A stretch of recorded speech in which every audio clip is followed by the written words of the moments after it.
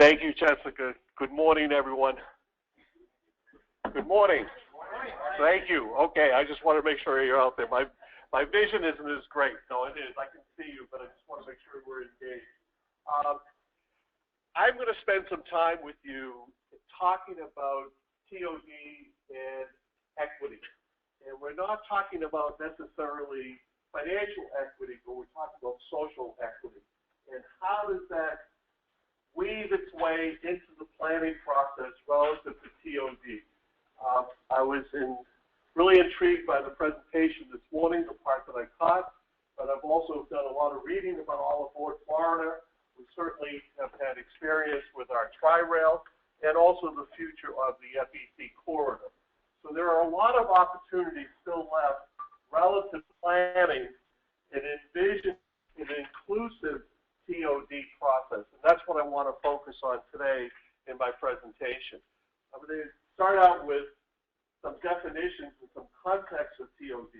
I'm going to give you an example of an analysis that we recently did in Central Florida relative to the new Sunrail stations that have opened up, and then talk about some of the policies, strategies, and challenges relative to implementing TOD. And to give you some sense of where this type of planning, this equitable planning, has taken place around the country in some other cities.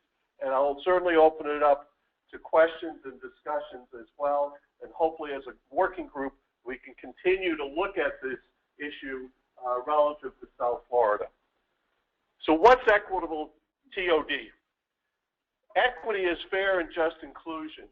If you are involved in the 750 Sustainable Communities Planning process, you may have heard this definition before, but this is what was adopted as a short, memorable, and concise definition of what social equity is. So please keep this in mind when we talk about equity today. What do you mean by equity? And it became a politically charged discussion during the 750 planning process, but it is a critical contextual issue for TOD, particularly for TOD, and I'll explain further.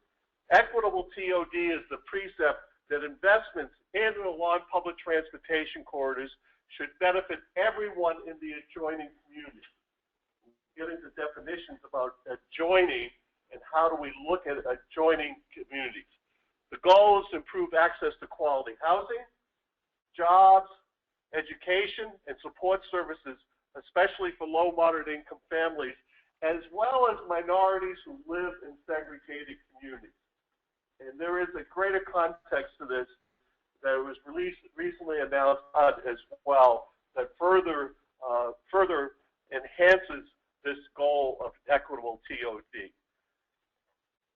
But framing the context for TOD, if you look at it from a federal level, the sustainable partnership principles that exist from HUD, Department of Transportation, and the EPA, there are 6 livability principles in providing inclusive of providing more transportation choices, expanding location and energy efficient housing choices, improve competitiveness of neighborhoods by giving people reliable access to employment centers, educational opportunities, and other basic services.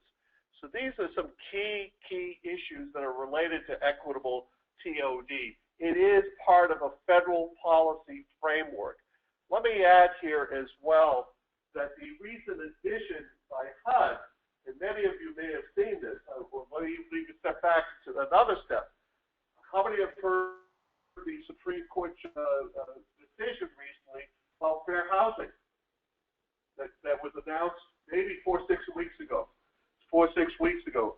Supreme Court said there's not only the fact that there are segregated communities that government can address, but by de facto segregation as well, that are created that government can decide and impact on those communities. HUD has taken this a step further and is now requiring all federal recipients, particularly of CDBG and public housing funds, that they must affirmatively never done so before, and that includes looking at segregation and poverty and concentrations of poverty. And I'll give you an example of that in a second.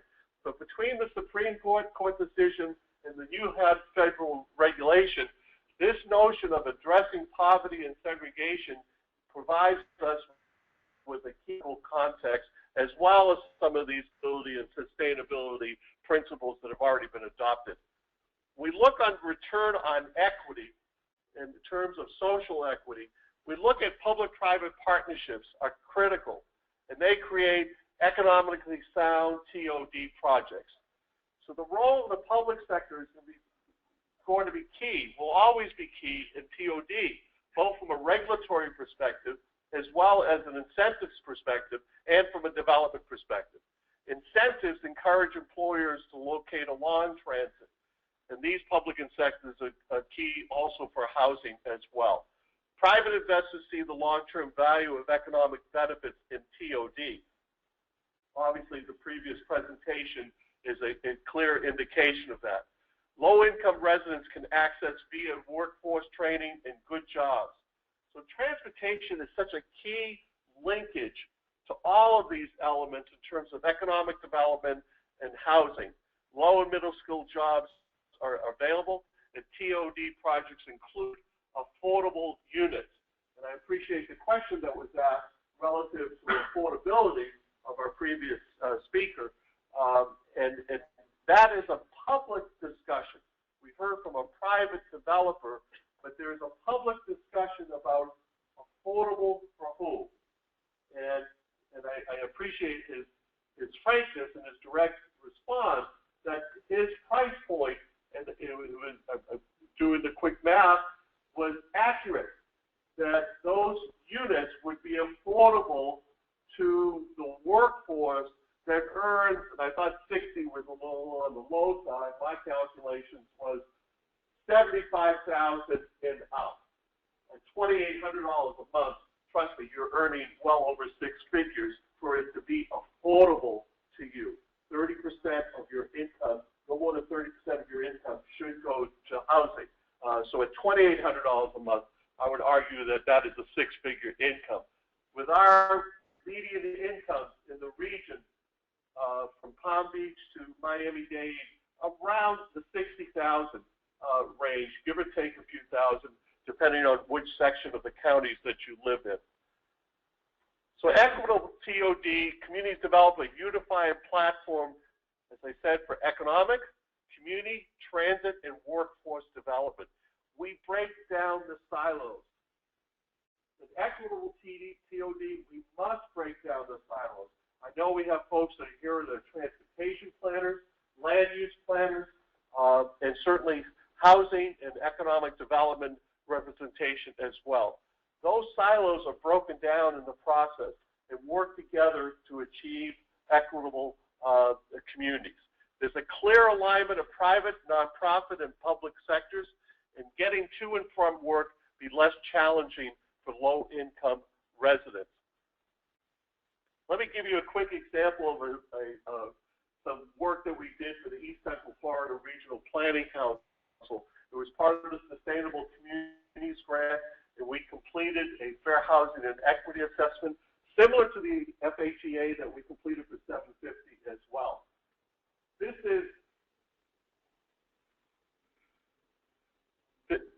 are the 6 initial Sunrail stations that are in the Sunrail stations in East Central Florida, primarily in the greater Orlando area. HUD has defined and has provided data to RCAPs and ECAPs, which are racially, ethnically concentrated areas of poverty, where the non-white population is more than 50%, and poverty is greater than 40%, where 40% of the individuals are at or below the poverty line.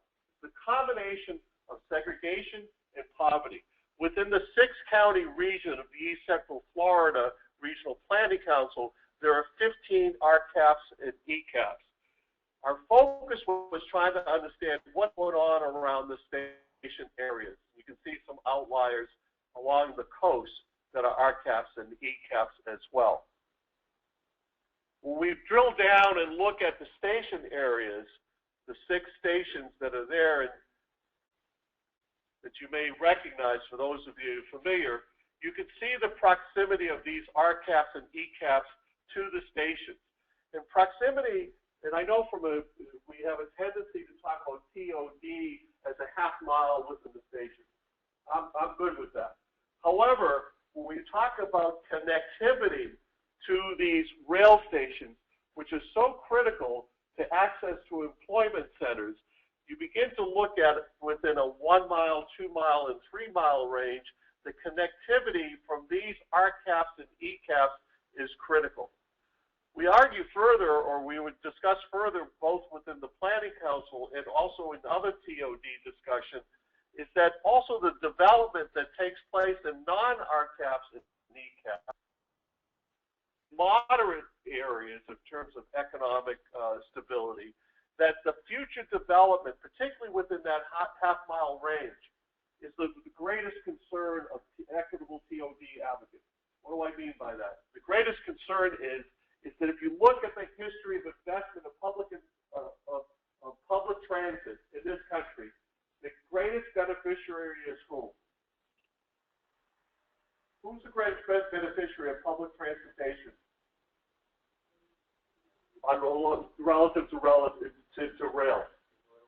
Developers. Almost across the board, you look at the history of every transportation system that's been created, is along the station, real estate values increase. And that comes by default, not by intent, in some cases the intent. The history of the streetcar and transit in New York and Boston, which are the progenitors of public transportation, were driven by developers. And that history continues. It's not meant to be a criticism, it's meant to be a fact. So when we begin to understand the economics of development around transit stations, and based on the public investment that's made and who gets the return, we must begin to talk about the return on public investment must include particularly low, moderate income communities and the increasing segregation patterns that exist in our communities, particularly here in South Florida.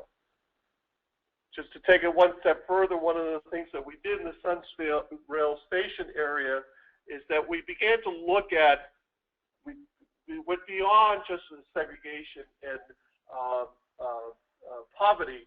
We began to look at some other indicators as well, including race, linguistic isolation, income, poverty, unemployment, those on nutritional assistance, et cetera, et cetera. We had 14 different indicators and created a model. Here are the indicators. And I know this will be available to you as well, so you can look at it a little closer. But we constructed a model, as we did with 750, and created an opportunity index. The red are very low opportunity communities. The orange is low, moderate are yellow, and high is a light green, and very high opportunities. We began to map these out relative to the Sunrail stations. And again, we have more slides and they're available through the East Central Florida Regional Council to look at each station as well and each county and drill down further. But I wanted to give you an example of what these low opportunity, moderate opportunity, and very high opportunity areas relative to proximity to these stations. This data is useful for planning purposes if you plan to address equity along your rail stations. So let's talk about some of the key issues relative to Equitable TOD. It takes strategic planning and collaboration between all types of organizations. The TOD working group certainly is the potential genesis of that silo-breaking, collaborative planning effort in terms of developers, different public agencies, local, county, and state. Thinking about what will attract developers to build affordable housing is crucial. And I'm not just talking about structures that are strictly affordable housing, but I'm looking at mixed income communities as well. because we know that the benefits of moving out of a low opportunity area into a higher opportunity area for families not only provides greater access, but increase the likelihood that the next generation stays out of poverty as well. These are studies that have been conducted and have shown over generations, you remain in a low income, highly segregated area, poverty will continue from generation to generation. You move out of that area and move into a higher opportunity income area, you will most likely break out of that cycle from a generational point of view. Begin to see and understand the linkage between and how critical TOD is in terms of your overall economic growth and livability of a county and a region. Inclusion of low-income minority groups is important in the plan-making process. We have to think about how do we gain their trust and how do we assure that their effort to come to a workshop is going to be well worth their while. I just had a discussion during the break about community participation. I've taught in planning schools for 30 years on a part-time basis. It's something as planners we don't necessarily like to do. Community meeting. I got a community meeting tonight. Blank. Bill is a blank. After doing, I'll use the word. Too early that. But you know the feeling. And I have attended dozens of community meetings. They're not easy. It's not something we want to necessarily do. Now, when you take that reaction that we have, most of us have, and take and say, I want to find out what people who are often not like me, who live in low-income areas, who may not be as articulate, and I use that term loosely. In working with those people, that's a very difficult proposition. But I would argue that we don't do that very well here in South Florida, and that to move forward to an equitable TOD discussion, those residents, those businesses, those interests in low-income and minority communities must be included. The planning ahead and using strategies such as land acquisition and incentive housing zones are important. Our strategies must be driven by policies. They must be driven by our goals and objectives. And at this time, we do not really have any policies that address equitable TOD in South Florida.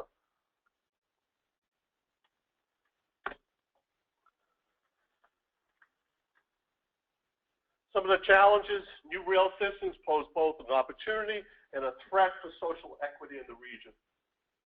As the line connects multiple growing job destinations, residents will have more affordable transportation options. Absolutely. But which residents? What residents are we talking about that will have those affordable transportation options?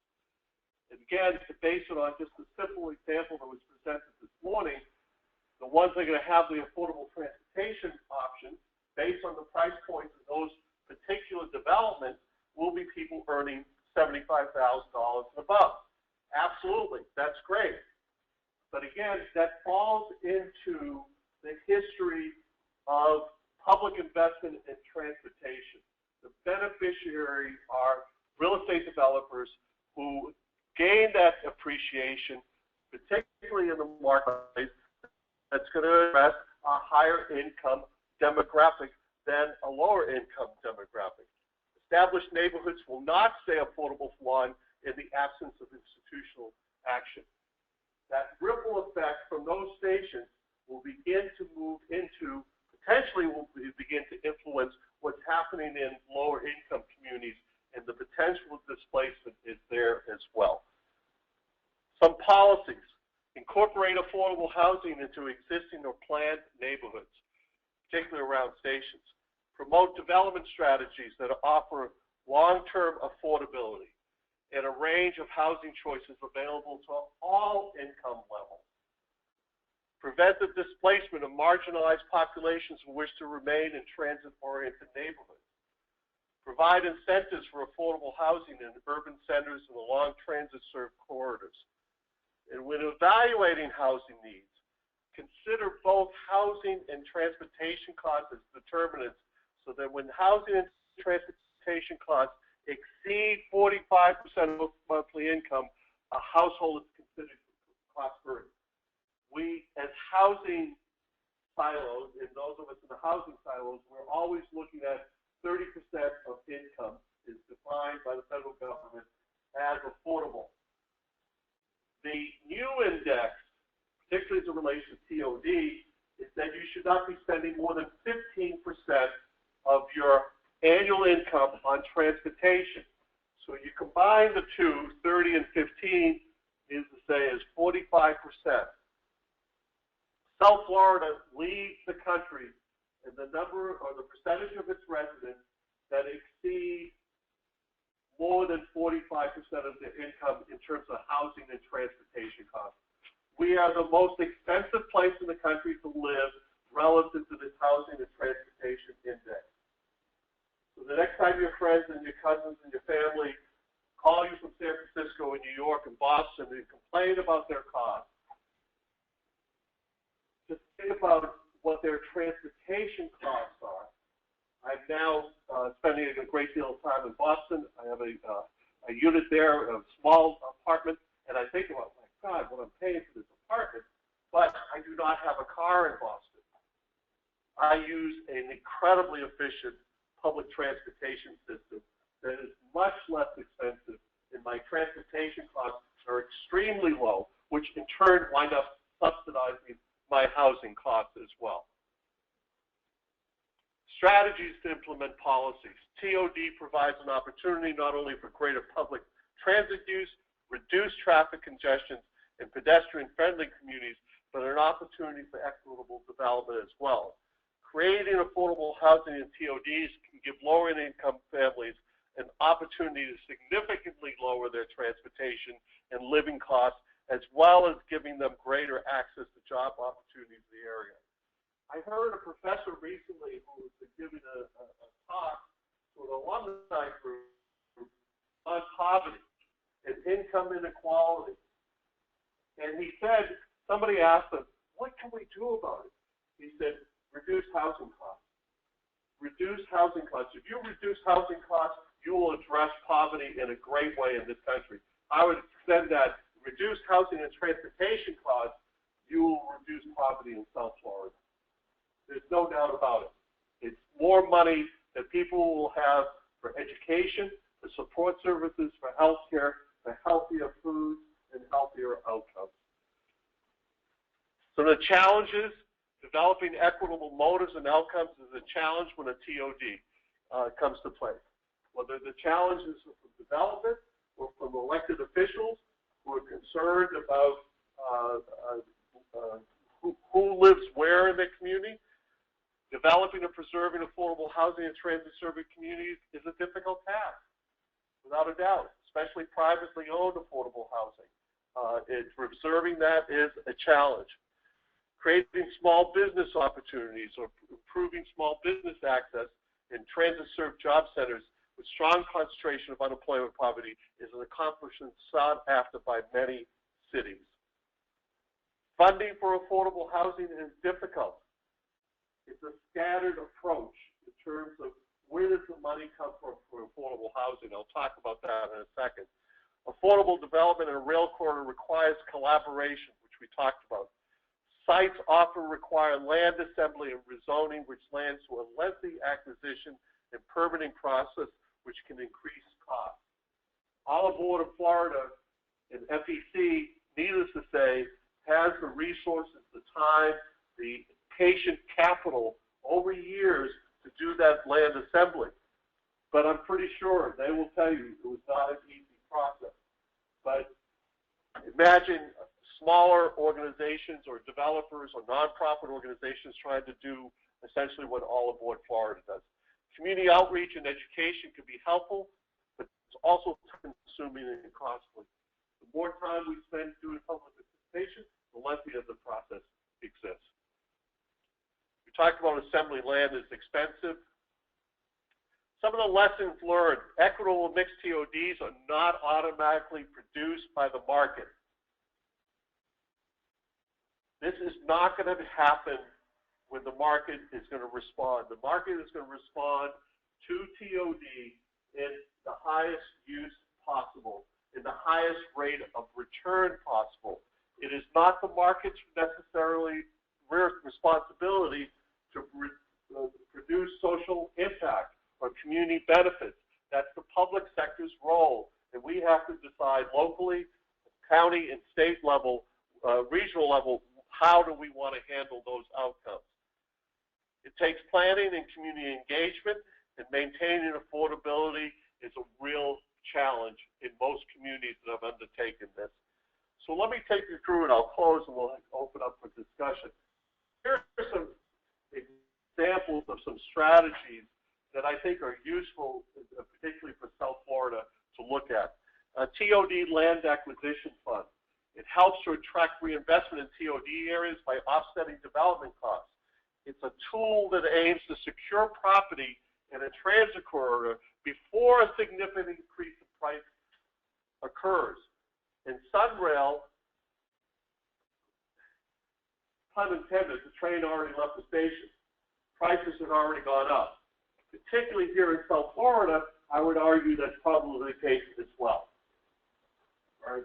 So to the degree that this land acquisition fund can be useful, I would think it is, because we're looking at a fairly sizable corridor throughout Southeast Florida. So there are still opportunities for land acquisition that can be preserved for equitable purposes. It is important because it allows for the preservation of affordable housing. The probably the one that is used most as an example is the Denver Acquisition Fund. By the way, these acquisition funds have been done in New York City, in Portland, in Seattle. I'm thinking of the Patriots schedule this year and who they play in the first place. Seattle and Cincinnati. Anybody got tickets? Let me know. Seattle, Minneapolis, Portland, San Francisco, and New York have TOD funds.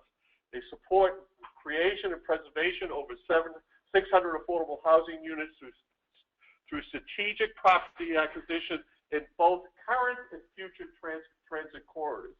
It makes capital available to purchase and hold sites for affordable housing preservation.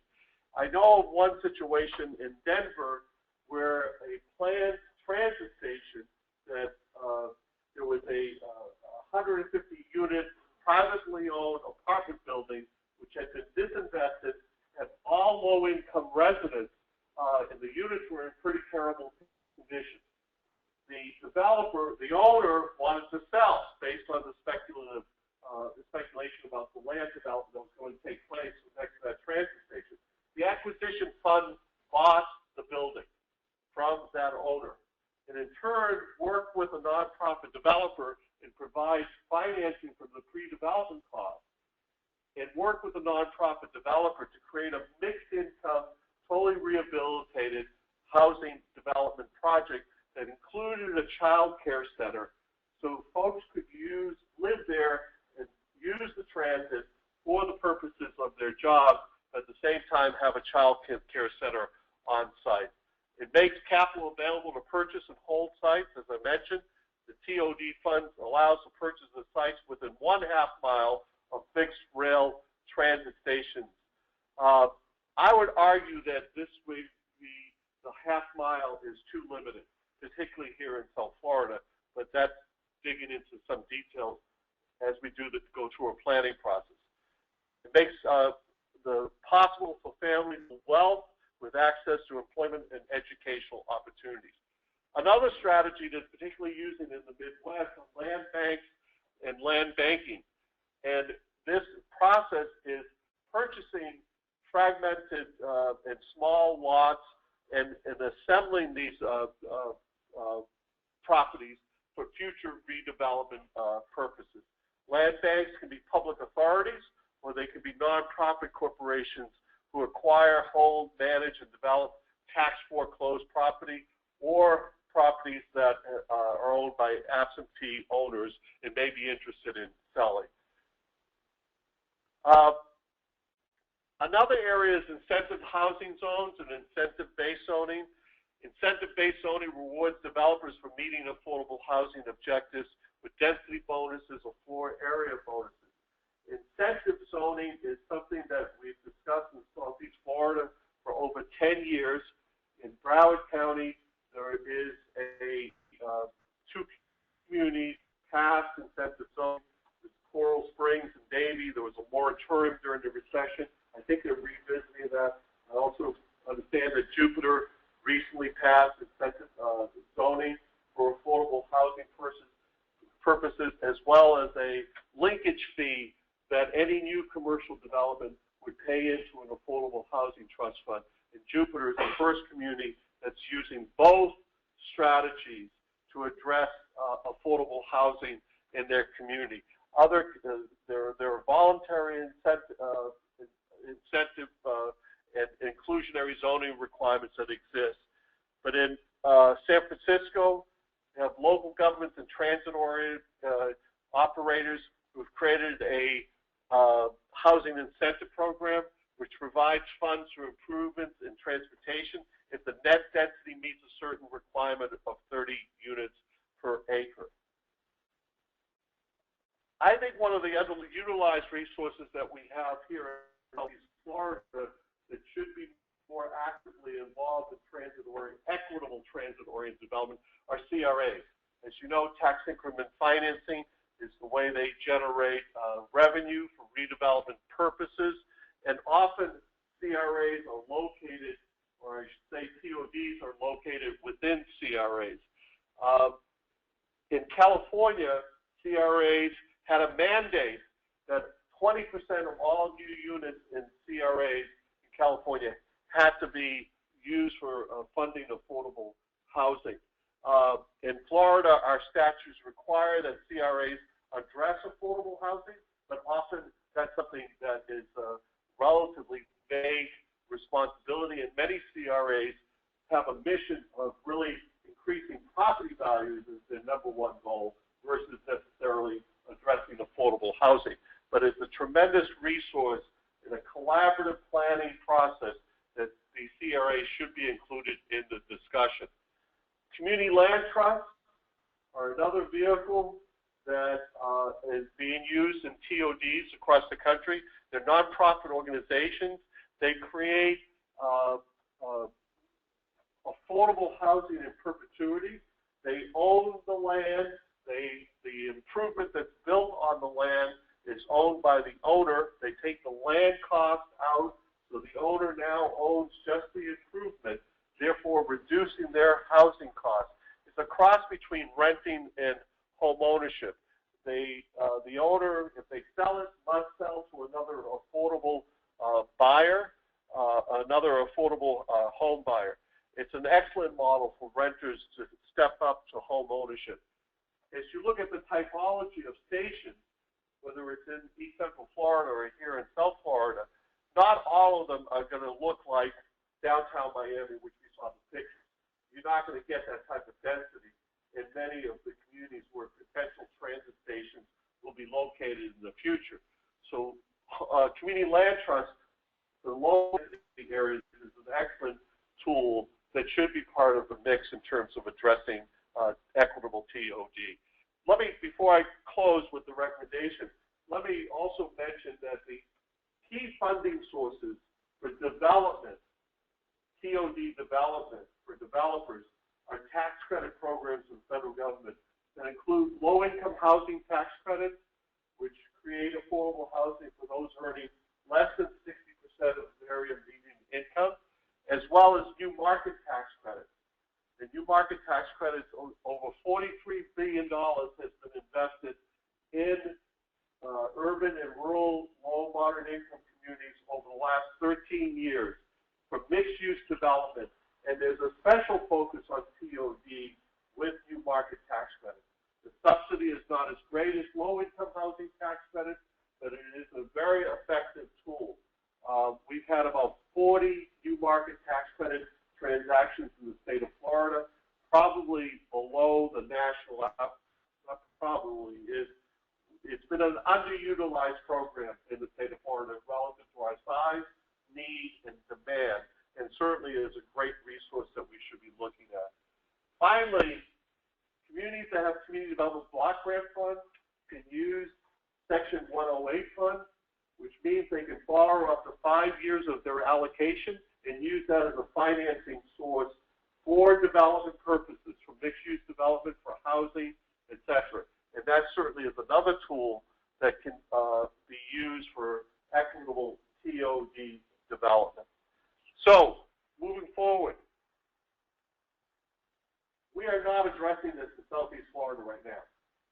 If there is any examination of this issue, it is done on an individual, I would say, fractured basis. It's not part of the discourse of the future of rail and public transportation in Southeast Florida. There needs to be a working regional collaborative. These are lessons learned from other communities around the country that have dealt with this, to explore, structure, and advocate detailed strategies to address affordable housing and social equity opportunities along the corridor and respond to the revitalization opportunities and displacement risk. Committees should be made up of policymakers, planners, developers, residents, and other key stakeholders. Part of that work, we really better understand what's going along our corridors, FEC and tri-rail corridors, relative to equity, relative to social equity. So what's our vision for the corridor, for both of these corridors? What do we envision? Well, we say, well, each station is dictated by each community, okay? So let's begin to understand the profiles of each station, of each potential station, within the half-mile or mile or 2 mile or 3 miles. Not just doing the analysis that we did in East Central Florida, but looking at what's taking place, capacity for implementing equity in these regions. Are there nonprofit corporations? Are there CRAs? Are there DDAs, downtown development authorities? What's the capacity of government and nonprofit organizations who have a mission, who have a social mission of meeting the needs of their residents? Private developers are great, but we will always be in a reactive position unless we create a vision, we have a plan, albeit possibly a station area plan, and understanding that station area plan, in my opinion, must be based on an equitable, with equitable components and an equitable outcomes. So doing that type of analysis as part of a collaborative working group to keep moving forward is a recommendation I would make, and hopefully that this group agrees or comes up with their own approach and move this forward to the public agenda so we can discuss it further. With that, I'll close and thank you for your time and your interest.